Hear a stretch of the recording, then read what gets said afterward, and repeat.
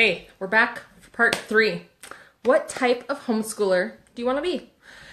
So there are so many types of homeschoolers out there now. There are so many curriculum choices.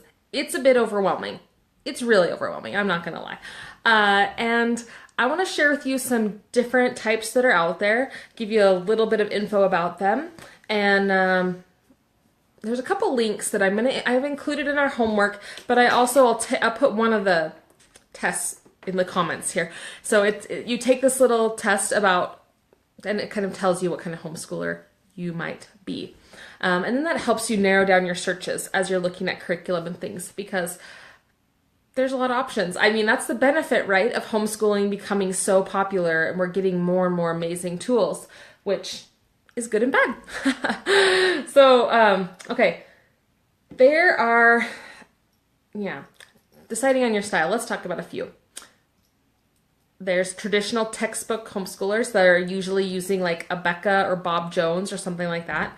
That's what a lot of Christian schools use, and they have a video text, or they have books. I mean, there's PACE, ACE, there's a whole bunch of things like that. And it's basically like, they give you the whole package, and your kids sit down and do them like they were at school, basically, but they're just home alone doing that. Okay, I'm just going to keep telling you about a few. Okay, so there's Waldorf homeschooling, which is more like nature-based, and it's more like the most beautiful toys ever. So it's like, it's really nature, season-based, beautiful stuff. There's Montessori homeschooling. When we're looking at preschool stuff, there's Montessori, which has some really great they have great tactile tools. They have really beautiful stuff. And there's a whole philosophies on Montessori, and all these have different philosophies, and I couldn't give you a perfectly good explanation of them all, so I'm just going to give a brief overview. There's Charlotte Mason homeschooling. Okay, let's go back to Montessori for a second. So there's Montessori schools, and then now Montessori homeschooling, and it's really them kids having these things open to them, and them choosing, them cleaning up after themselves, them helping make lunch, really hands-on, child-led, but with lots of beautiful options is more Montessori, I believe. I might need some, feel free to add in the comments if you guys know more about this. So then there's Charlotte Mason is a really popular style of homeschooling now, and she was an educator, I believe in the late 1800s, but it could be the early 1900s. And she talks a lot about habits, a lot about getting your kids out in nature, about nature study, and there's a lot of reading, a lot of real books, as we call them, like not textbooks, but get you in love with things, books, right? So you're reading a lot, and then the kids are narrating back to you. That's them just talking back what they just read about, and then also a lot of copy work things. So that's kind of Charlotte Mason-ish. There's, I think, some other popular ones. There's unschooling. Now, unschooling is a ginormous label. It's almost like saying homeschooling. So people, there's like, okay, let's talk about radical homeschoolers. Radical homeschoolers, usually, like we all homeschool different, right? But usually a radical homeschooler has no rules at all, no bedtime, no eat what you want time, no learning anything. Time, like it's not set in stone, right? I mean, I'm not saying they're not learning. A lot of unschooling parents kind of expose their kids to lots of things and just hope their kids will pick up on stuff. That's kind of radical homeschoolers, but then it goes, unschooling is a huge area. So it's more, it's less structured, more child-led kind of thing. Okay, let's see. So we've talked about Waldorf, Montessori. I started with something else that I'm already forgetting. Charlotte Mason, unschooling. There's really a ton. Oh, we talked about just textbook based. That's what we talked about. What else? So the style that we most identify with is called the Thomas Jefferson education. And now I've read a lot of books about homeschooling, and this was the one that kind of, when I read it, I'm like, oh, this is actually how we already homeschool. Like a lot of things we do is how they do. That, my English might not be correct on that, but that's kind of the philosophy that we most resonate with. And that is more like delayed learning, letting your kids, not delayed learning, but they focus more when the kids are young on doing chores and learning how to work as a team, work with a good attitude, and just getting into a routine. And then they wait and introduce academics later when the child is more asking for it. So that's kind of, some unschooled principles in there. And then it's like family time, setting the time, and not the how we talked about how I set that we had from the 9 to 12. That was our time of school, and we would just work on things and we could do projects and stuff. That's kind of what they do also. And then it's also the teaching from real books, like the Charlotte Mason way. So we've really integrated a lot of things, and I'm going to share a few different resources from them that I absolutely love. But I think the things we're talking about with homeschooling here, you can put them into practice no matter which curriculum you've chose to go with. And a lot of homeschoolers, when they first start out, they tend to do what they had seen modeled. So if you went to normal school and just had, the books and you studied the book, and that's kind of what they do. And it's the normal progression. You can see it's kind of like a first-time mom, like the first time mom washes off the binky, right? And the second time mom picks it up, wipes it off, right? And the third time mom, spits on it, licks it or whatever, puts it back in the baby's mouth, right? It's kind of the same thing with homeschooling. First-time homeschoolers tend to kind of go overboard with the textbook kind of stuff, and then they kind of loosen up as they go. It's pretty much what everybody kind of goes through. So don't feel bad if you're in one of those stages now, and maybe textbooks work really well for you, and maybe for your student. I have one child who we got the teaching textbooks for math. And I thought, oh, this is going to be great. This curriculum is a video-led and then also bookwork. We pay a lot of money for that video-led, but this child never wanted to look at the video. They didn't want to look at it at all. They just wanted to do it from the book. So that works for that child. That's how they liked to do it. And so I find that, that's just how it goes, though. One's going to like that. The next won't like that. The next will. It's really difficult to buy one curriculum and have them love it all. We have a few tools, and they're actually from Abeka. It's funny that, that's the textbook one, and that's really not my style, because A, I don't like being told what to do, and B, I don't like their schedule, right? If you have this strict schedule, well, if something comes up, then you're immediately off schedule, and I don't like that feeling of being off schedule. That pressure of that bothers me. Also, with a box curriculum, you could kind of struggle with, like, we did a box curriculum once only, and that was for kindergarten. It was from My Father's World, which they have great resources. I just go to their website and look at their book list, and we buy most of their books that they have. I love their books, their book list.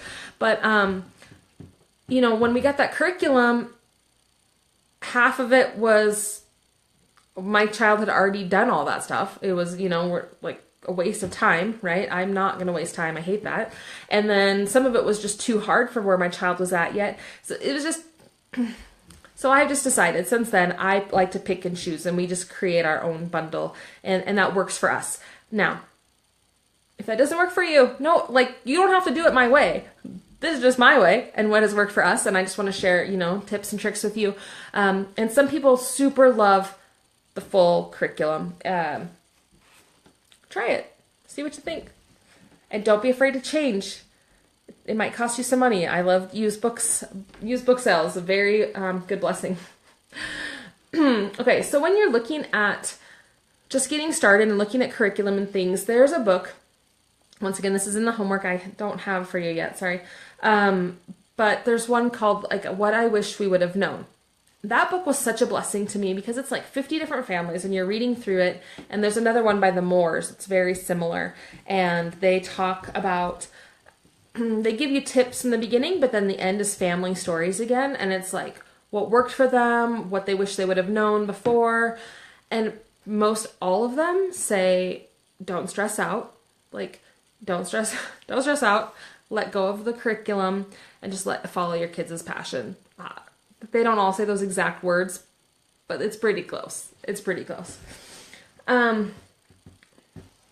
Okay, so another thing with the TJ Ed That's the Thomas Jefferson education, which I was saying that's kind of what we mostly, our family follows into this, fits into that bubble the best. I guess if you're trying to put labels on, if you're trying to label me, that's the best way you could do it.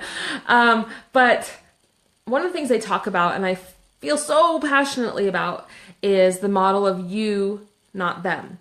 And about you getting your education and you studying your passions. When we're passionate about something, we naturally teach it, right? Like if you've read a really good book, when you're at dinner, you're like, you guys, I'm reading this book. It's so cool. And you're telling them about it, right? But what you're also teaching your kids is reading is awesome.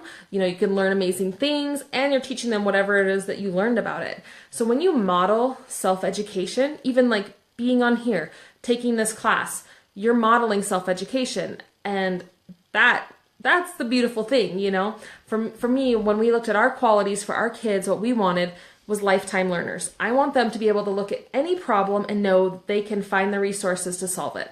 I want them to just be confident in that. And so as we model that, as my husband is like, oh, this broke on the car. Oh, I go to YouTube and he watches the video and then he goes and fixes it.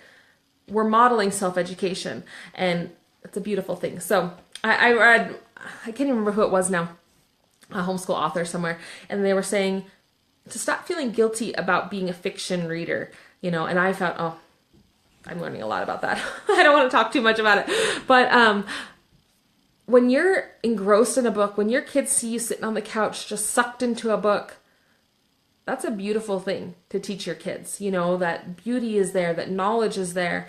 And you know, I know people that all they do is read. We need a balance, right? Like we can't just be sucked into a book and never feed our family or vacuum the floor, right? We gotta figure it out. But so many lessons can be learned through a great fiction book. Yeah, so with that self-education, you know, I really encourage moms to find a hobby, start a business, do something that makes you research, that makes you have to figure stuff out, you know, and maybe it's cooking, maybe that's your passion, or maybe it's making soap, or starting a business, or going live on Facebook. Like you want to learn a skill and then you practice it and you do it. That's just modeling self-education, and it's a powerful teacher. Okay, how not to create school at home. We'll talk about that with our, what kind of teacher do you want to be? Or what kind of home educator do you want to be? I talked about this a bit in one of my intros, I think.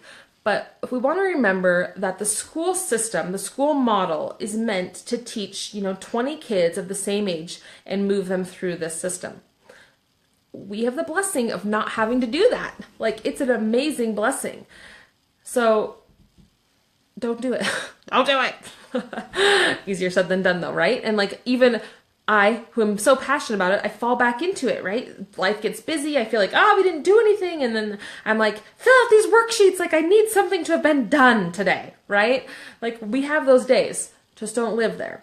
When we set up your schoolroom, a lot of people want to have this schoolroom. Most people, I personally don't know anyone that does school in their schoolroom, or has continued to do school in their schoolroom. If you're one of those people, tell me, because I've never met one. You know, we build these beautiful schoolrooms, and I think they're great. Like I love them. I love to go on Pinterest and look up homeschool rooms and just look at the beautiful posters they have on the wall. I love it. But we don't stay there. We end up back at the kitchen table. We end up in the kitchen while I'm washing dishes. They're sitting there doing a thing. While I'm making lunch, they're sitting there doing their thing, right? Or we're talking, or you know, we're doing read alouds while we fold laundry. Like it's life, and especially as you have more kids, I think maybe with just a couple kids you could get away with that. But as your laundry quadruples and you know meal time takes a little longer to prep, you're spending more time doing these chores and out of the schoolroom. So I highly suggest, I really like a schoolroom to put all the supplies in, right? To put all the games and the books and have them there and be able to find them easily. In the TJ Ed book, they even teach you about how to set up your bookshelves. I think it's really interesting, like the younger kids' books on the bottom and then the more advanced books up on top where those kids can't reach them yet, but they can look up and wonder. I don't know. I haven't really done it. But it's an interesting thing. It's an interesting concept to read about, think about. But okay, so when we talk about that school at home thing again, that goes back to, you don't have to do 5 subjects in one day. You know, Mondays could be science day if you want, you know, Tuesdays could be English day if you want. Or you could have February, it's going to be science month, and you just do science for February. There's really a lot of options. Personally for us, I like to keep doing math all the time a little bit because we struggle with it, and it's a one that's hard for our family to move forward in quickly. And so we're always doing math and we're always reading, and then other things get plugged in here and there. But I want you to have the freedom to let go of schedules that you've seen modeled. It does not have to be that way. It can be however you want it to be, which is, you know, the blessing and the curse, right? You have total freedom, but you also have a total accountability. So, and we talked about schedule in the last video, but really, and we talked about it a bit again, but you know, really work around your family schedule. Some people like to do it while babies are napping. I needed a break during that time. I was not doing school with someone else. I was having a moment alone at that time, you know. Yeah. Okay. And so then as you're setting up, as you're deciding on your style, and this is going to change, like you're going to change. You've changed over the last year, right? You're going to keep changing, and your homeschool style is going to keep changing. And I encourage you to be open to that. Be open to hearing different people. Like one of the things I talked about, I didn't talk about, another style is called classical conversations. And that's a homeschool, they get together and they do these meetups and they memorize a lot of really cool stuff. Maybe that's a good fit for you. You get a little bit of social time and you have a little bit of structure, but you still have more freedom. So there's really a lot of options out there as to how you want to homeschool, how you want to go about it, what works best for your family. There's freedom. There's freedom. And yeah, I'm just making sure I didn't miss anything on my notes here. So go ahead and take the test. It'd be interesting to see what kind of homeschooler do you want to be and why. And talk to your husband about it. You know, make sure you guys are on the same path. Because if you're like, I want to be a radical unschooler, and he's like, we're using textbooks, I don't know what you're thinking. And you have to find some common ground. You're going to have to work together on that. And maybe that just means you use a textbook for math, but you can read whatever books, and that your science, you know, will be part of the reading program also, or you know, you can really mix and match a lot of ways to get your things covered.